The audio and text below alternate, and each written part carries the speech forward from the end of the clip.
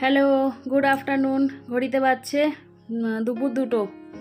আর এই কিছুক্ষণ আগেই বাড়িতে আসলাম রিয়াকে রেখে। রিয়া ভর্তি হয়েছে, এমনকি রিয়ার সিজারও হয়ে গেছে, বেবিও হয়ে গেছে। তোমরা অনেকেই জিজ্ঞাসা করছো, কমেন্ট করছো যে কি ব্যাপার, কি হলো না হলো, অপেক্ষা করতে পারছি না আর।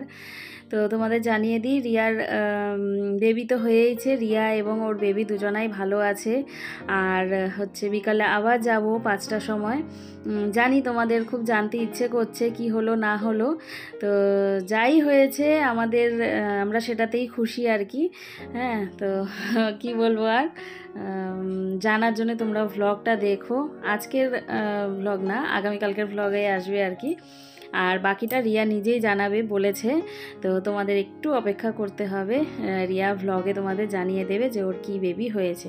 বাকি শুধু এইটুকু জানাই তোমাদের যে রিয়া এবং ওর বেবি দুজনাই ভালোই আছে। বিকেলে আমি যাব, আর দেখি যদি পারি তাহলে তোমাদের সাথে শেয়ার করব। তো এইটুকু জানানো ছিল, যেহেতু তোমরা কমেন্ট করছিলে সেই জন্য জানিয়ে দিলাম। আর এবারে আমি রেস্ট নেব। সেই সকাল 6টায় উঠেছি, 6টায় উঠে গেছি।